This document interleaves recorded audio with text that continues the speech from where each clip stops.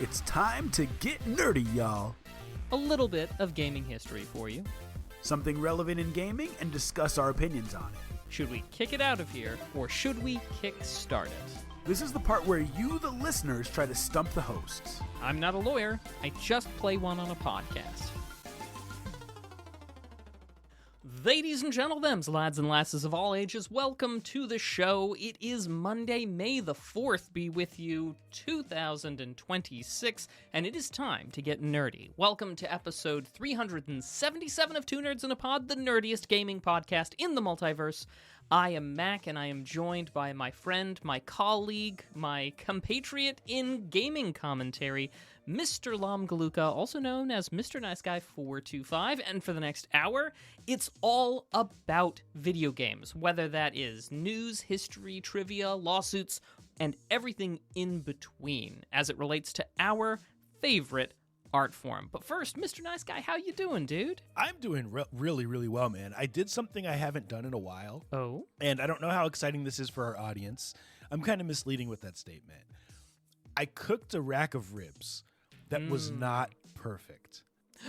Oh, that is out of the ordinary. That's something I haven't done in a minute. And I know that sounds super arrogant, but it was a combination of having to be at soccer games, having to be running around, and leaving them on, thinking I could time it right. They were not good, Mac. They were probably good to like most people, but to you who've had my good ribs, they were not good, man. So that was a thing. And then doing a lot of gaming, man, and just enjoying this sporadic warm, cold weather that we have here in the Midwest. Yeah, the not quite making up its mind about spring. Yeah, that's exactly it. So I'll be like, hey, let's go golf this weekend. And then I'll be like, never mind, guys. It's actually going to rain all day. So that's been happening. But other than that, life is good. What's new with you? The last week has been relatively relaxed and straightforward. You know me, we tend to do a class at the library for the kids. Unfortunately, there's like one road to get there. And to get there not on that road requires a deviation of something like 4.5 hours. If you don't want to take the 101, you've got to go like over the mountains to I-5, down up from California. Wow. It's kind of ridiculous. If the road closes for any reason at like a specific choke point, it's kind of over. And as we were on our way down, there had been some form of an accident. Hope everybody's okay, of course. But yeah, it just like totally tanked our weekend plans because of that. But that's all right. We just had a nice, relaxed Saturday in as a result. But yeah, I think that's probably the big out of the ordinary thing for me this week. Although it did lead to some good acquisitions. For our audio listeners, I am holding up an amiibo of Mega Man. My favorite game character, as well as I don't know exactly where this comes from, but it's basically a small Mega Man helmet just on a stand, about palm-sized. Anyway, so I added some Mega Man themed stuff to my collection, which always is a lovely day for me, but because of the open Saturday time, we deviated. We went from normal directions, we went to a retro gaming store, and I picked up some stuff because they didn't have anything that I needed, so instead I just got some decor. Nice. And I actually did think of one thing I want to share real quick. You started talking retro. It got me excited. It got my brain turning. So my brother, fellow nerds, is a very, very good Magic the Gathering player. This weekend, he went down to the big tournament in Vegas and took second out of like 500 people. Serious? Yeah, he did. So I wanted to give a quick shout out to him for that. First place is better than second, but pretty big deal. He's killing it with the cards. So shout out to Nemo G, we call him. That is amazing. Do you think Nemo G would agree to do a quick guest spot on the show and tell us about the deck that he won second place with? I'm sure he would. If we think our audience would be interested in that, I'm sure that he would love to talk about it. Let's not talk about what the audience wants, Mr. Nice Guy. This is our show, and Mac wants our this. show. Please make this happen for me. Dude, I could make it happen. We'll talk offline about doing that as like a bonus at some point. Sweet. Mac, I say we do what we do best right now and hop right up in that gaming news, man. What do you think about that? Absolutely. Mr. Nice Guy, you know me. I'm always out of the loop, so if you would be so kind, what is new in video gaming? So much. And thank you, everyone, for tuning in to episode 377 of Two Nerds in a Pod, nerdiest video game podcast in the galaxy. First news story comes from Polygon, written by Giovanni Coltaneo. I think I pronounced that right. Here's what he writes. If you were hoping to snag a Steam controller today, you may be out of luck already. Valve's new PC gamepad went on sale and then promptly sold out in about 30 minutes, though it has been intermittently flashing in and out of stock since. The Steam controller is Valve's second try at a PC gamepad following its first attempt in 2015. The new model adapts the Steam Deck's haptic trackpads to a more traditional gamepad form factor and adds new features like grip sense, a new touch-activated gyro control method. Last week, Valve announced that the Steam controller would be available to order from Steam today, May 4th, for $99. Mac, the demand turned out to be too high. After going on sale at 1 p.m., some users reported they were met with Steam errors, citing a high volume of purchase requests. Others were not able to get as far as Steam's payment method screen. Mac, this is the same story, different tune that we've heard over and over again with hardware, with things going on sale. My question for you, number one, is did you even attempt to buy this? And what can Steam do to stop this in the future, bro? This happens every single time. Steam Deck, Valve Index. Yeah. PlayStation 5 with Sony, Xbox. They have to know at this point. Oh, they absolutely do. Did you try to buy it? No, I did not attempt to purchase one today. No. I was debating about it, but I figured what I would do is I wouldn't, break myself trying to be online when the sales opened. So I figured what I would do is I would wait until I heard, oh, it launched today, and then I would buy one.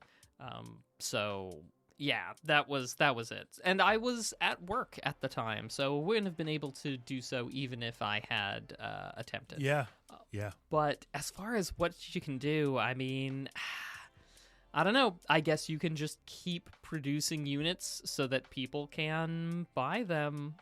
Eventually, we're going to hit the point where as long as people know that you're going to keep making more, you won't have the issue of people scalping because that falls off pretty quick as long as you know supply is still coming, right? Yeah, I was frustrated. I mean, I actually didn't try to buy one, but when I read about this, I was frustrated. It's very, very simple. Steam has in the past required that you have an account that has been around for a year, 2 years, whatever. And I get the downside of that. It prevents people who are maybe new to the ecosystem from being able to purchase something that they genuinely want. But it also stops the bots from being able to go in and buy it and then put it on eBay for $300 when they don't really want it for themselves. So I was disappointed that Steam didn't do that. My bigger question, Mac, is do we think this is something that will be more innovative than past controllers? Or do we think this is something that's just for hardcore Steam fans? I think I rely pretty much on what we said last episode, that it seems like this is a very good deal given the suite of features. I have also, thanks to our lovely community, I believe Ishmobile has shared with us several of the things that Gamers Nexus has put up on YouTube about it, particularly with how very repairable the Steam Controller 2 is. The benchmarks, battery life, and things of that nature. So it does seem like it is very probably going to be something that will be, durable and probably useful for quite some time to come. So yeah, I think all signs are pointing to some really good times. Well, I'm excited. I'm super excited that this is going to be compatible with the new Steam headset. And potentially with the new Steam PC that comes out. I mean, I can't imagine a world where it's not compatible, right? That would be a huge miss if it wasn't. And candidly, they should probably throw one in the box with the new PC. If we're being honest, like just give it to the people, include it in the price, but we'll see. I'm excited for this. Mac, here's the thing. I don't think that this is going to be impossible to get within the next couple months. Yeah. I think there's going to be plenty of restocks. I think that when I really want one, I'll be able to get it. So I'm not that stressed about it. And I'm excited to see what type of mods, what type of upgrades we get with this from Steam. Yeah, I had seen some reporting that it sold out in 5 minutes or whatever. 30. Huh? 30 minutes, yep. 30 minutes? Oh, okay. See, Mac's wrong again. I would love to know how many units were sold in that first batch. Just to know how quickly you could sell them out. I would be interested. Yeah, me too. Well, I'm excited for this eventually. Mac, let's keep it moving. This is something that it kind of relates to this topic, actually, because part of the reason that I didn't buy one is, one, I candidly forgot it was coming out today, but also I want to see how this performs. I want to see the use cases before I just dive in, even though I think it's reasonably priced. And recently, the Fallout co-creator made a statement that some players watch influencers so they can get told what to think about games. And I think that sometimes applies to hardware, too. Here is what he said. Michael Kripe wrote this article on IGN.com. The game developer behind the classic RPGs like Fallout and The Outer Worlds offered his perspective on where the gaming industry is at and where it's headed in a video uploaded to his main channel. When responding to a question from a fan, he explained his take on how social media has affected both game development and how players consume gaming content online. Now we're in the 2020s, Kane said, and many gamers don't even look to influencers for reviews, they look to influencers to be told how to think about the games. So people don't form opinions from the online video, they're handed an opinion from the online channel they are watching. Mac, we don't need to go much deeper than that. This is a very interesting topic to me. As a guy who's, I'll just say it, I'm in my early 40s. I've been gaming for a long time. I feel like I can form my own opinions, but I get what he's saying. Do you agree with this, and do you ever find yourself falling into this trap? So it's tough to say, Mr. Nice Guy, because these types of things, so very easy for us to identify in other people. So very hard to identify in our own self. Very easy to be like, oh yeah, everybody else is sheep, but me, I really know what the score is. You would hardly be human if you didn't think that you were above the influence of other people. I think he is being a little hyperbolic. I also think he is being a little harsh on everyone else and kind of falling into that trap of being like, kids these days don't form opinions, they just have stuff handed to them, which people have been saying since the advent of the newspaper. Right. Things like that. So it's a tale as old as time. I am somewhat sympathetic, as I do feel like short-form media is kind of the bane of my existence, in a way.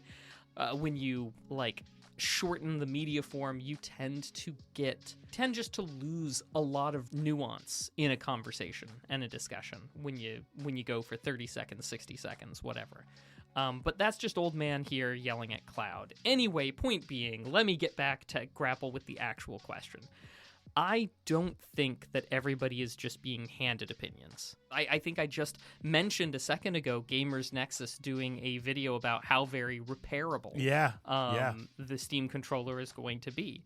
Am I going to deny that those perspectives influence me? No, not at all. I feel like I can listen to the points and make my own perspective after hearing the various things. And I like to believe that everybody could do that. What about you, Mr. Nice Guy? Are we taking are the influencers telling us what to think? No, so here's the thing. I don't really have too many influencers who I watch. I watch more content creators. I watch more for entertainment than I do for information. The times when I would watch for information is when I'm wanting validation of something that I'm already going to buy. The AYN Thor was a great example. When I was researching that in November, October last year, I thought, this is awesome. 3DS emulation, and it does PC. It's dual screen. This is something the Steam Deck doesn't do. I was looking for use cases. I was looking up mods. I was looking up all kinds of stuff on the performance to validate something that I already knew that I wanted, as opposed to looking up a game and saying, in my mind, should I buy this or should I not? Because I really care what shooter McGavin 0692 thinks. I just made that name up, right? It's a good handle. It's a good handle, right? Shout out to Happy Gilmore. So anyway, for me, it's more about I'm gonna do this. What do I not know about this thing that I've already decided to purchase? And more often than not, I'm finding stuff that I didn't know, and it's getting me excited. When it comes to games, Mac, I actually kind of avoid watching reviews, even if I'm on the fence. Like, if I'm on the fence, I'm just not going to buy it day one. He very much structured his thing as a sort of kids these days type thing. Exactly. I do not have kids. You do, in the Nice Guy household. Sure. From what you've seen, do you feel like he has more of a point? That's a really, really good question. And I don't think he does. My kids like me. I should hope they like you. Yeah, my kids like me. They enjoy me. But my kids also like me, similar to me. And I monitor what they're watching and who they're watching. I feel like they watch more for entertainment than they do to know what to be told. Like, I have one son who's super into Xbox, and he'll sit there with his phone watching a Fortnite stream while he's playing Xbox, right? He's clearly not watching to be told what to do, but he's watching for entertainment and watching to learn new techniques that he can use when he's playing games. So I don't know, man. And also, my kids are lucky enough that they have a dad who's like super into gaming. So they don't really He already bought it. Already bought it, baby. They don't need opinions other than the ones that they're getting in the home in terms of games, strictly speaking about games, right? They get diverse opinions on other things, other places. But also they have such a huge library of games they have access to.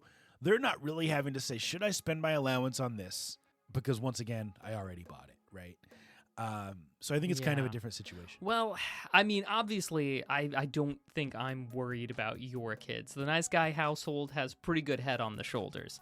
But also, you know, I mean, do you see this phenomenon, you think, in the perhaps the unnamed children that your children associate with? Dude, I think that it probably exists. The more quote-unquote traditional parents who aren't into gaming, right? Those kids are probably getting some opinions on what games to purchase from those influencers. I think we can solidly adopt as the stance of Two Nerds in a Pod, a video game podcast, multi-award winning, Dynasty. That's right. And, you know, that it is the stance of this show that if you, parents out there, kids, hand it to the parents, if you want to make sure that your children are playing good games, you got to be involved. We have a 6-month course to get you up to speed on how to play video games. On how to play video games. Yeah, but no. Hold the controller, press the buttons, rinse, repeat, right? No. We start you off nice and slow, and we get you up to your Calls of Duty and your Medals of Honor. But no, real talk, I really do think that you've hit on it, and people absolutely, parents, if you want your kids to have, I don't know, to be able to make their opinions, to not be influenced, maybe get involved in your kids' hobbies in a way. Yeah, why not? I mean, Mac, at this point, there's enough different types of games out there that anyone, no matter what walk of life you're from, you can find something that you'll enjoy. Absolutely. Let's keep it moving, man. That's been news for the week. Thank you very much for taking us through what's going on right now, Mr. Nice Guy. Now let's take a little look into the past. And Mr. Nice Guy, I want to start with a lovely little studio. Founded in 1982, May 1st, 1982, a little studio called Lucasfilm Games.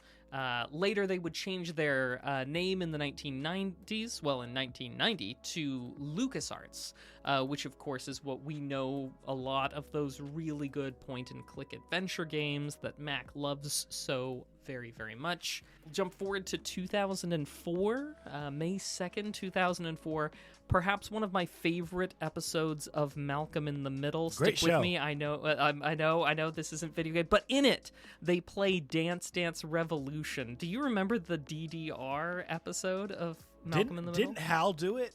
Yes, Hal did it. It was amazing. It was called Jump Jump Dance Party in it, and he absolutely crushed it. And believe it or not, this episode of Malcolm in the Middle came before I was formally introduced to DDR, and of course my favorite, Pump It Up, because I saw this episode when it aired before I got that job at the arcade back in the day. Nice. So I saw this and thought it was just the most cool but ridiculous thing.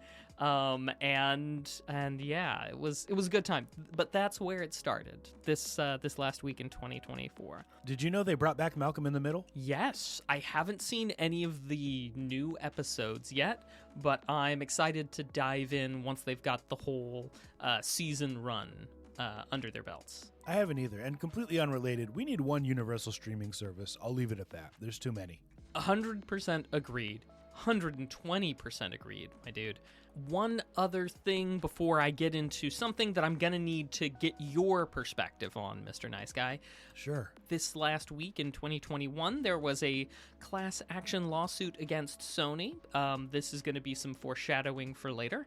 And in 2023, Mr. Nice Guy, we had the release of a game on PC and Xbox Series X/S, a game called Redfall. Yeah. I'm gonna need your help talking about this, but let me tell you what I know, Mr. Nice Guy, and I can ask you to help me fill in the gaps.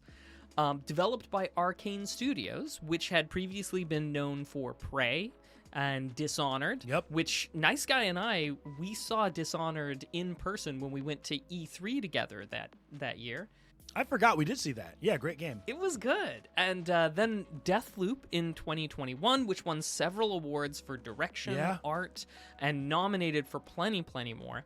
And then comes Redfall. Now, Arcane, obviously wholly owned subsidiary of ZeniMax Media, in turn wholly owned subsidiary of Microsoft ever since it bought ZeniMax back in 2021. Correct.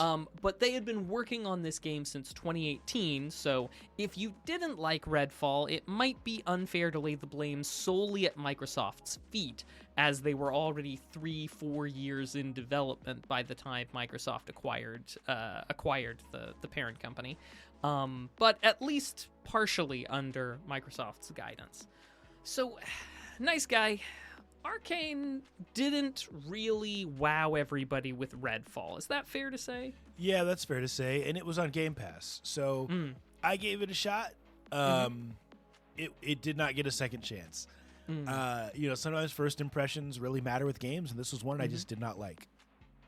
Can you tell me a little bit more about the experience itself? Yeah, so the game premise is kind of cool because I feel like we have an oversaturated zombie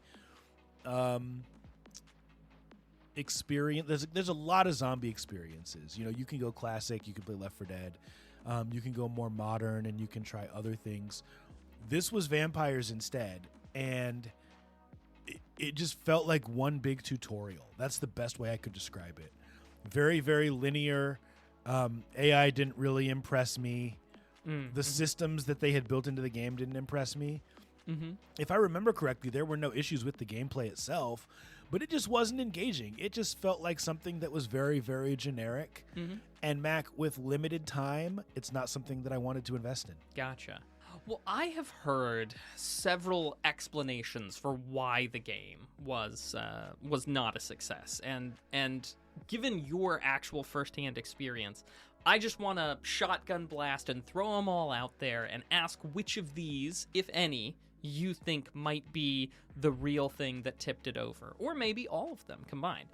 So, obviously there's the explanation that Arcane was very good at single-player games. Oh, yeah. But, this was their first co-op, their first looter-shooter thing, and basically that they were kind of dumped into a genre at the behest of ZeniMax that they really didn't have experience with and, didn't really know how to move forward in an engaging way. Was it perhaps because 70% of the team was turned over during development period for Redfall? Was it perhaps that they were never given the size of staffing that they needed to make the scope of the game? Was it because they didn't do any have matchmaking? Was it because the progression in the game was tied to the host account, so that what you had access to in-game was only based on what the person hosting the game had? Or was it maybe the $70 price tag? Nice Guy, what do you think? Any of those really? It wasn't the last two, because $70 price tag once again was mitigated by the fact that it was on Game Pass. So if someone really just wanted to try it, they could have tried it on Game Pass, right? And that actually, to me, says that it was even worse than I was just saying, because even for you quote didn't have unquote to shell free, out 70.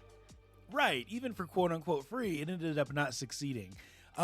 I would say it was probably the genre thing more than anything. Although we've seen studios in the past, like Rocksteady, made some really, really great Batman games.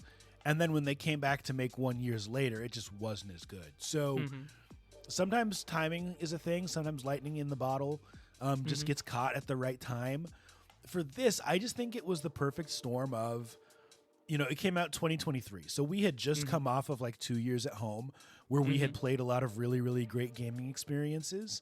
And then they're trying to introduce something when they probably developed it in part during COVID and just didn't hit because people were already into other stuff after 2 years at home. I think that's it. Gotcha. Oh, we will probably never know, but these are all things floating around, ideas, concepts that may have contributed to it for whatever reason.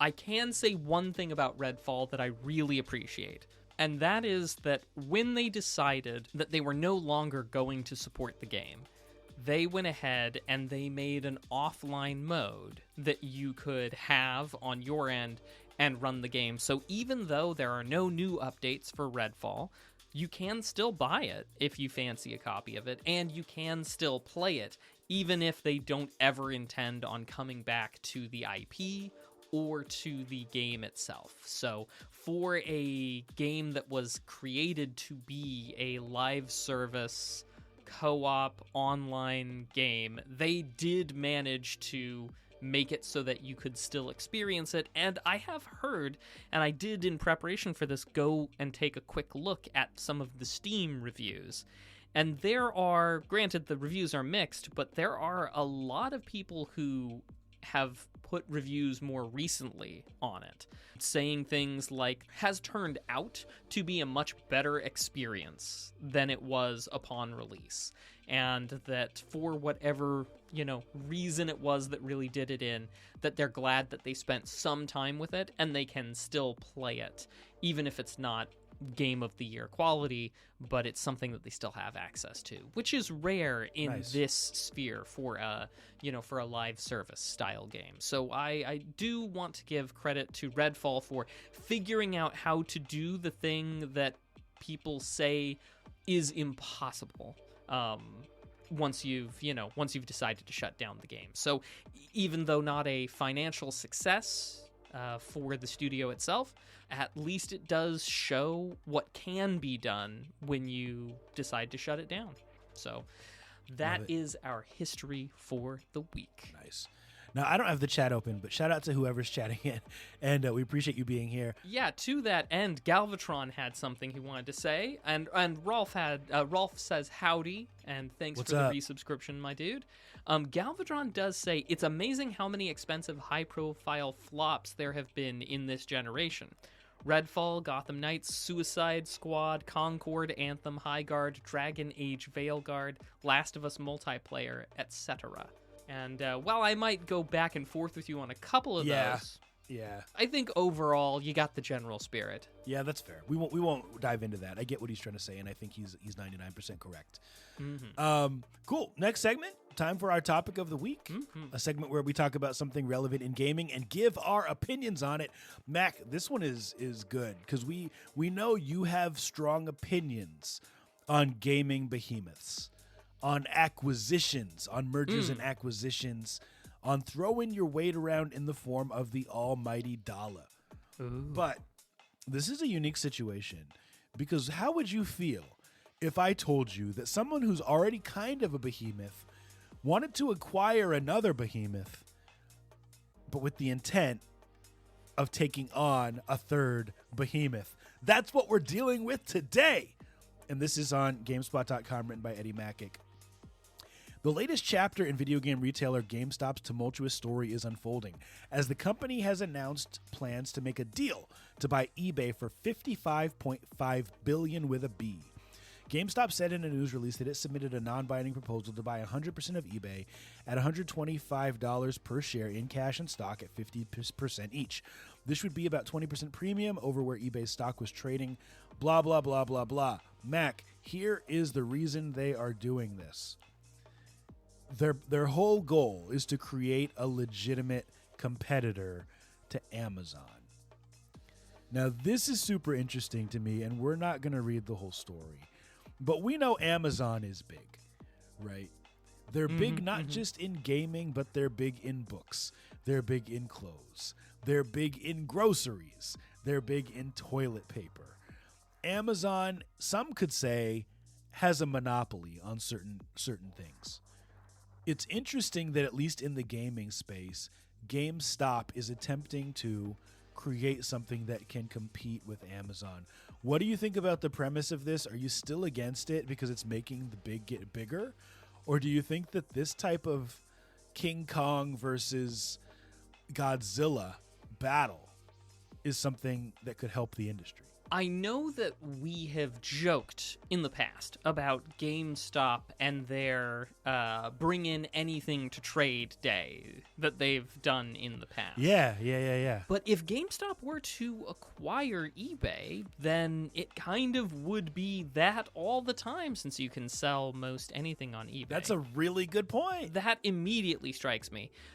However, I can't help but wonder if they would give me $20 in-store credit for my entire game collection. Ooh, that's a really good point. And a high five. Yeah, and a high five. But no, that's the joke we used to make, that they were always giving you such a small amount on the thing. Right. Jokes are better when you explain them, as we know. Think it's interesting. I don't know how I feel about it, but also I don't particularly care for the idea of I don't particularly care for the general framing of it as eBay will now be a larger competitor to Amazon, or even has been a large competitor to Amazon. I think it's kind of, produced very little competition to Amazon in the past, although maybe I'm just not much of an eBayer. And I don't think that GameStop's acquisition of it would put them in much of a position to resist the tide of Amazon, just generally. I don't think we wind up with better competition under those circumstances, just generally. Yeah, so, and I'd agree with most of what you're saying, because I think that the reason Amazon doesn't have a lot of competition is because of Amazon Prime. It's the ability for me to say, you know what? I don't want to go to the store and buy X, Y, or Z. I'm going to buy it on Amazon, and in some cases, it will be delivered the next day. Dude. Or within 4 hours. Dare to dream about living in the promised land near an Amazon fulfillment center. Mac, I'm not trying to rub it in, man, but no. You know, It's it's a cool perk. But at the same time, Mac, I've heard stories. So I've been reading a lot of books lately, just to give you some context. And a lot of bookstores and book TikTokers, book influencers, have said, don't buy from Amazon because eventually they're going to put bookstores out of business. And they cite the example of what Amazon did with diapers. And I was unaware of this. Amazon was selling diapers, and they were pricing them cheaper than diaper companies. And then eventually, some of those diaper companies went out of business, and Amazon was allegedly able to raise the price of diapers because they had close to a monopoly on the online diaper aspect of sales, right? They shut down diapers.com specifically, I am told. Not diapers.com. I know, dude. That was my go-to for diapers back in the day. Samesies. Yeah, I know. But anyway, point being, what has happened with diapers could happen with books. What may happen with books could happen to video games. The more diversification that we have of places to purchase games is a good thing. Yeah. However, I don't know if this combination of GameStop and eBay is really doing much other than allowing both of these people to raise prices. Yeah, I'm not much of one for reading the tea leaves, but yeah, I think you're right. I don't see it see it drastically lowering prices or providing a lot more competition. So that's what usually mergers and acquisitions. You have right sizing, which usually means layoffs, and then usually some worsening of the products. And then, yeah, I feel like rare is the situation where we get better from a merger and acquisition on the customer side. I'll say this. GameStop is doing a lot of things to try to stay alive. At one point, I believe they were hosting birthday parties. They're just doing a lot of different things as their stock price has come down since it skyrocketed a few years ago. I think that this is a preemptive, hey, we're just trying to compete with someone else, as opposed to we're trying to be a monopoly in a certain space. I don't think that they have super good intentions to improve the industry. Mm-hmm. I think that maybe this is a bigger move away from the brick and mortar, but this acquisition could help them stay alive if all the stores shut down. That's my thoughts. Anything else you want to say? Last word, Mac. Nothing I could add better than your observations, my dude, so thanks. That's been our news for the week, or our topic of the week. All right. Well, now we turn to a crowdfunding project that's trying to get off the ground. We call this Kick or Kickstart, and I apologize in advance because, well, you all knew that this was coming. Mr. Nice Guy, in your hometown of Seattle, there is being planned a Mega Man Expo. The 20X Expo, because of course Mega Man occurs in the year 20XX. I have dropped a link in the chat for everybody to take a look. We will be celebrating the 40th anniversary of Mega Man, and they're going to do so in a convention center in Seattle for a weekend. Of note is that they filmed the sort of promotional clips in and around the same convention center where we had Worldcon that we attended last year. So that was pretty cool to see. Mr. Nice Guy, did you get the link? Want me to drop it again? I didn't. I was actually going to ask if you could drop that again. No worries. No worries. So let me give you the just general. Like I said, they're trying to get the expo off the ground. They're looking for $87,000 to basically secure the venue and things like that for the early deposits and such. They've got 26 days to go, and they're doing this as a hybrid event. So pretty much you can get a virtual badge so that you can attend online if you can't get to Seattle for $10, or if you're going to be there in person, which hopefully $87 for the weekend. So $87 for the weekend ticket, the expo badge, or $10 for the online if you know you can't make it to Seattle.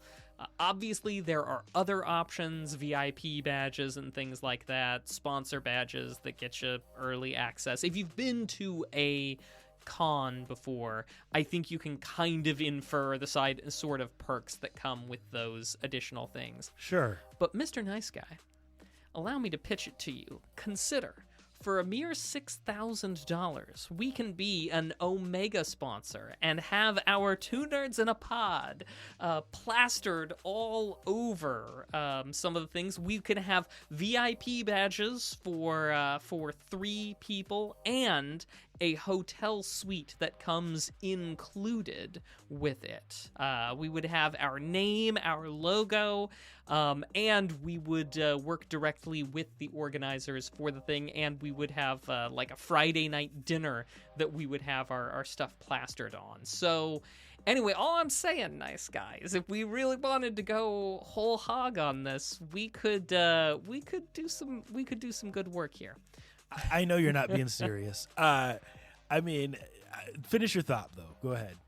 No, that's pretty much it, Mr. Nice Guy. Does anything about this strike you? I guess the thing that immediately made me angry is that they have a $10 virtual thing going on. Really? Like, you don't want people abroad to be able to experience the thing? I do. I want them to be able to experience it for free on Twitch. Like, if you're trying to get the word out about your con or your expo, just stream it. There's absolutely no reason to be charging people $10 to tune into something that you're trying to get off the ground, right?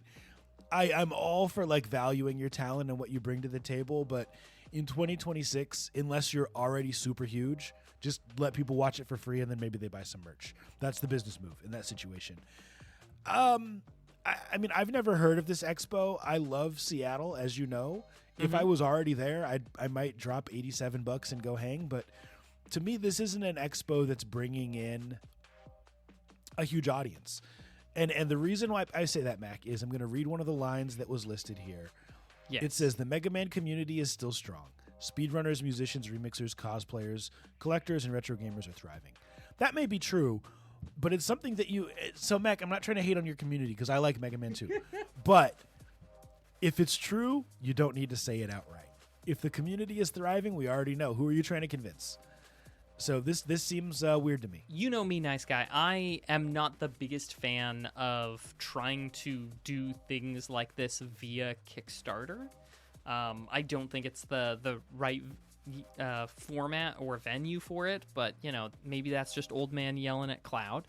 I've got a sentiment that I think kind of, if not exactly repeating the refrain, at least kind of rhymes with yours. Okay. In that not only do you not need to say it if the community is strong, but also I have never seen an expo that crowdfunded to get the money to do the expo.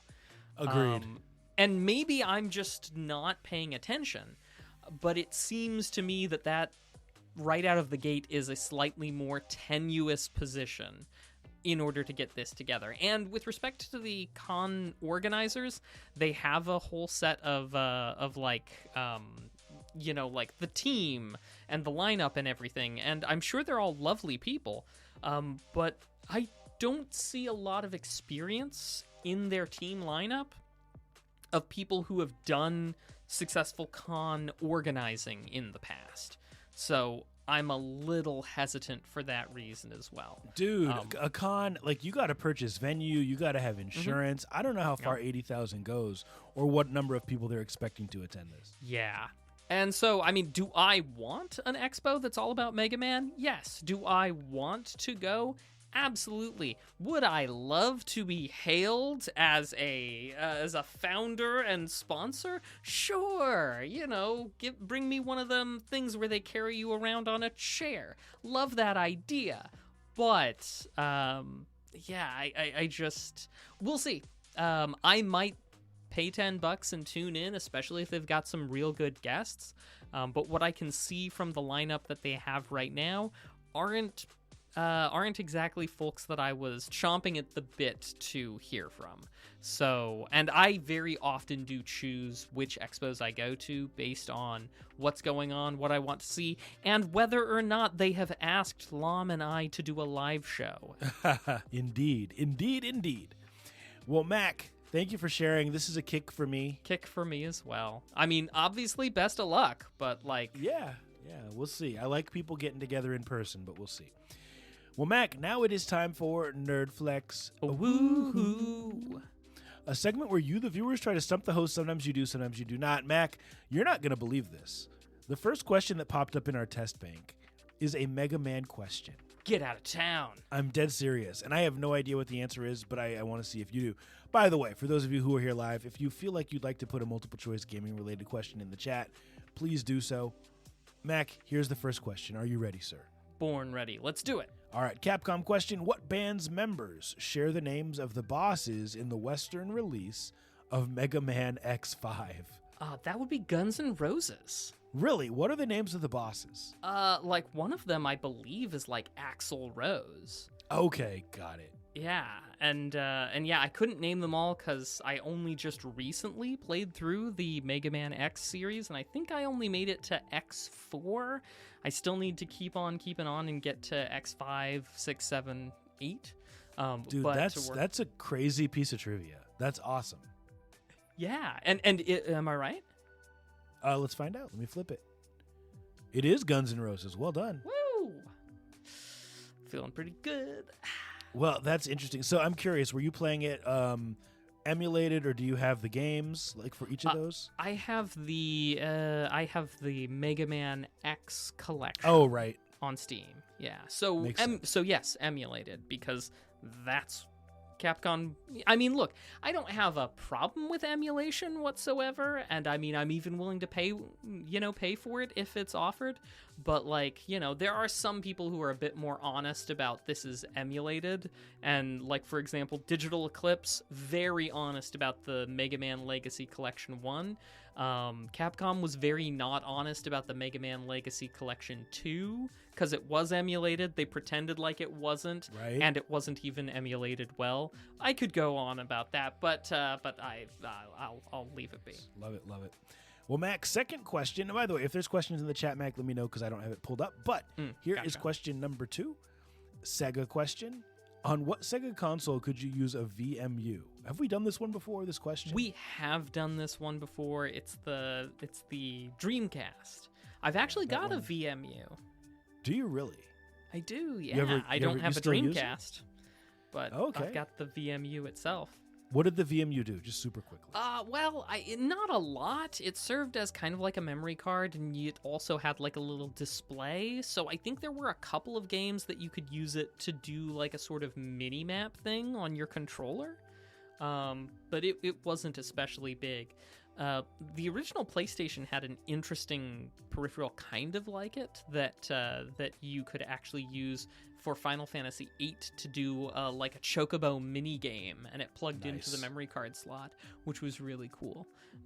Something that surprisingly in the PC release of Final Fantasy VIII, they let you do as well, so you could do the mini game while you were playing. It got good stuff that way. I love it. I love it. Well, Mac, next question.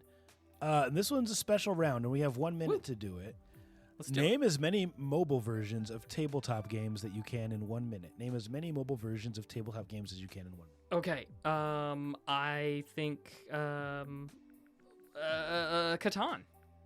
Yeah, I mean, there's Uno, Ticket to Ride, Monopoly. Pandemic. It's interesting.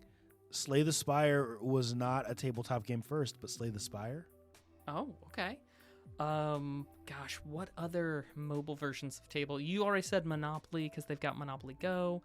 I don't know. I feel like almost any Milton Bradley game they have a version of. Now, actually naming a Milton Bradley game is darn near impossible. And I so mean, I are think we talking? Yeah, are we talking card games like Magic the Gathering's a tabletop game? There's a mobile version, I guess, right? See, I figured they were mostly talking like board games myself. Got it. But You're probably right. Anyway, I think 3 is the best I can do in a minute. I mean, anything that you can play in tabletop sim, right? Which is a ton of stuff, right? So like HeroScape, just a ton of stuff. Cool. Well, that's enough. Let's flip the card and see what we got. Yeah, Monopoly, Ticket to Ride, Catan, Pandemic, Forbidden Island, Carcassonne. Is that how that's pronounced? Carcassonne? I think so. Small World and Terraforming Mars are the ones that they have listed here. And that has been our Nerd Flex for the week. All right. Well, now we turn to a little bit of legalese. Legalese. I am not a lawyer. And tantalized earlier, we are approaching the 5-year anniversary of the filing of Kakuri v. Sony Interactive Entertainment LLC, or the way that the headlines are calling it right now, the $7.85 billion lawsuit settlement. So the settlement actually happened in 2024, but the terms of that settlement were rejected by judges twice, and now the deal is almost ready to be finalized. So, what are you getting? If you happened to buy a game on the PlayStation Network between April 2019 and December 2023, you might get some in-store credit. But most importantly, why are you getting this? Well, it is difficult to say, because the stipulation of the settlement is that Sony admits to no wrongdoing. But the thing that they don't admit to wrongdoing about was, and I'll quote, unlawfully eliminated competition and monopolized the market for its digital games, end quote. Which basically comes down to, in 2019, Sony had previously allowed for you to buy codes for digital games from third-party resellers like GameStop, Best Buy, Amazon, etc. And in 2019, Sony then removed that option so that you could no longer purchase, in a brick and mortar store or on any other type of exchange. You could no longer purchase a redemption code outside of Sony's official channels. And the claim is, of course, that in doing so, they were able to lock down the digital market entirely in-house and have been charging you a higher price as a result. But as you know, if you've listened to this show for any amount of time, Mac hates settlements because it means that we never see what actually went on. The world will never know. We may, in fact, never know. Yeah. And so, did they? Was there evidence? Was there proof? Did they have messages that went back and forth between, higher ups at Sony talking about how much more money they'll get if they don't allow for resale or the sales in third-party things? We don't know, and we probably will never know. And, so this is the type of thing where the last little bits, the ink hasn't quite yet dried, but they do say that they will be giving a small amount of money to everybody, to anybody's account who did purchase a game on the PlayStation Network between April 2019 and December 2023. So you'll probably see a couple bucks in your account. And if you've closed your account, they do also have a specific way for you to basically get that money. You have to jump through some paperwork hoops, but that'll be an option for you. And I think, take care, Rolf. And I think, as Galvatron points out, Sony did in fact get off easy here, because this is the 7.8 million is an absolute pittance for them. And yeah, so anyway, I will say the one thing that I do like about it is that so rarely do we even get to the settlement point in time, because so many of these cases don't even get past the forced arbitration part of a lawsuit. Justice truly does move slow. I mean, if you can call this justice. But nice guy, are you expecting to get a payout from this? You buy any games between 2019 and 2023 on PlayStation? You know what, dude? I bought several. But I feel like I probably always bought them on sale. So I don't know if I necessarily, quote unquote, overpaid for anything. But I feel like I've bought enough during that stretch that I'm probably going to get a few bucks. Gotcha. I would hope if you do notice some extra in your account that you just let us know, because I'd love to hear what it actually means. I will absolutely let you know. Awesome. Thanks. Yeah, and it'd be cool if they tell us what games it's attributed to, which I doubt they would. Which purchases? Well, it's strange that you should say, because there is actually a specific set of games in question. I do not have the list in front of me, but yeah, it's like 2 pages long of size 10 font of various games that are specifically at issue in the case. I like it. So yeah, so entirely plausible. But yeah. Sounds like that's been legalese, Mac. That has been. Awesome. Well, thank you, everybody, for tuning in. Before we go, we have one last segment called What We've Been Watching and What We've Been Playing, where we talk about just that, the cool, nerdy stuff we've been into across all platforms. And if you're here live, you have a job to do. Let us know in the chat what you've been watching and playing, because we're always looking for more nerdy stuff. Mac, what have you been into the past week? Well, I have been watching still more Snow Sword Stride. That's that Chinese drama that I've been watching on YouTube. Also, there is a new series of Taskmaster that I've been watching through, having a great time of that.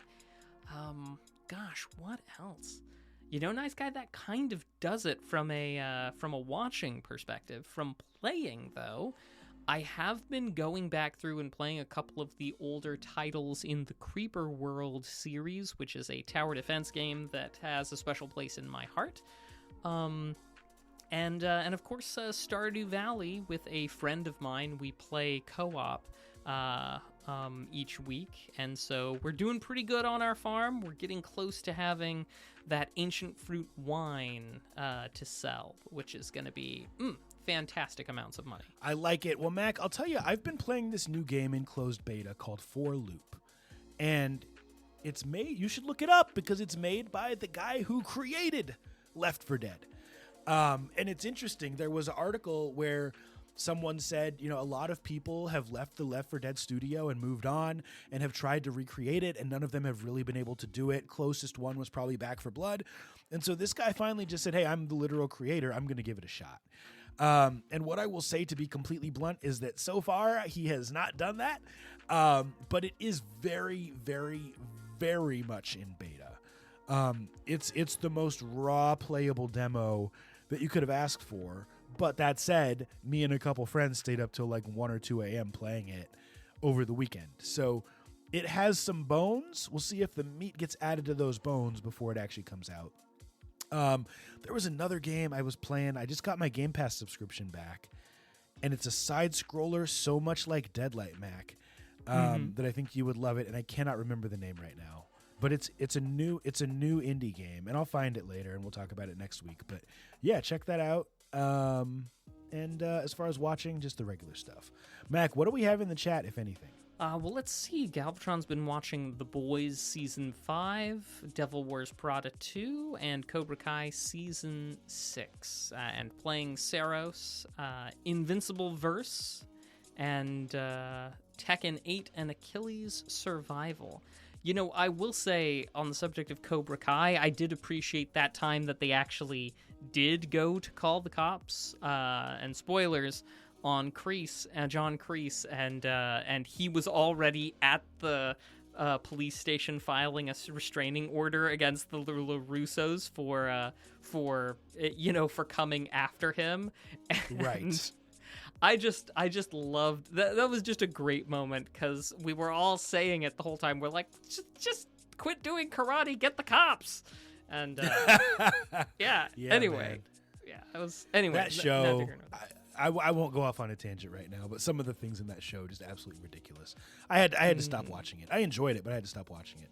By the way, name of that game I couldn't remember is called Replaced, 2D side scroller. So good. If you don't have a Game Pass subscription and you like these types of games, get it just to play this. It's so good. It's like Limbo. It's like Deadlight. It's so good. Mac, why don't you take us home, my friend?